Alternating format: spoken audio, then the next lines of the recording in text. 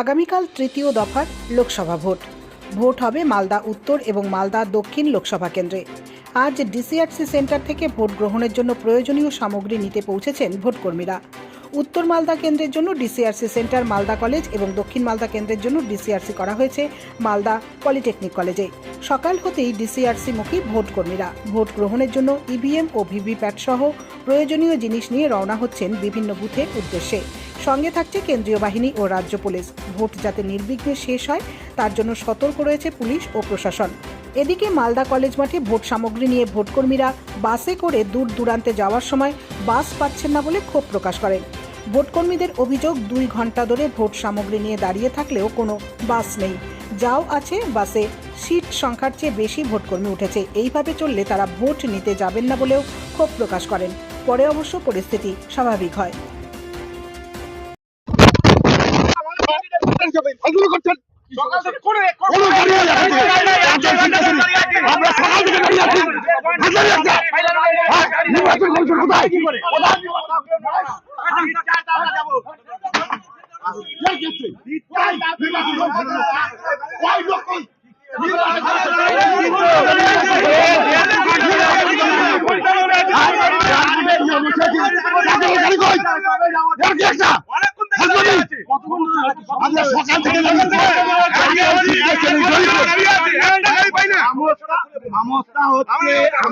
ঘন্টা তো দাঁড়িয়ে আছি, 1.5 ঘন্টা কোথায়, 2 ঘন্টা প্রায় হয়ে গেল দাঁড়িয়ে আছি। এতক্ষণ ধরে এত মানুষ বাড়ি দাঁড়িয়ে কাতলের কোনো গাড়ি নাই।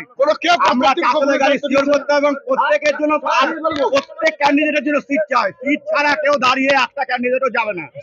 যদি কিছুক্ষণের মধ্যে যদি গাড়ি না পাই কেউ ডিউটি যাবো না, ডিউটি বয়কট করবো। এখানে বসে থাকবো, আমরা এখানে বসে থাকবো। আমাদের এখানে আমাদের শুনুন, আমাদের যখন ট্রেনিং হয়, আমরা যখন সুবিধা আমরা 2-2.5 ঘন্টা ধরে দাঁড়িয়ে আছি।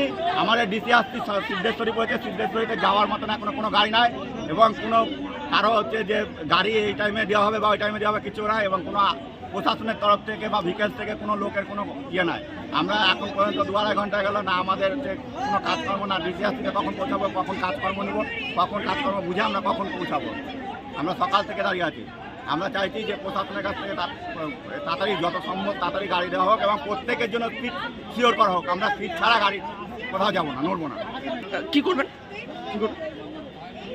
বলছি ঠিক টাইমে না যেতে পারলে কি হবে? ঠিক টাইমে না যেতে পারলে সেটা তো আমাদেরকে বলা হয়েছে এই টাইমের মধ্যে থেকে এই টাইমের মধ্যে আপনারা আসবেন, এই টাইমের মধ্যে আপনাদেরকে ডিসিআরসিতে পৌঁছাবে। ঠিক টাইমে না পৌঁছাতে গেলে আমাদের সম্পূর্ণ কাজটা দিতে হবে, ঘটবে কাজে। বলছি যদি সিট না দেওয়া হয় কি করবেন? হ্যাঁ, সিট যদি দেওয়া না হয় কি করবেন? সিট না দেওয়া হলে আমরা যাবো না, বয়কট করবো। আমরা এখান থেকে বসে থাকবো। আমরা সিট চাই প্রত্যেকে।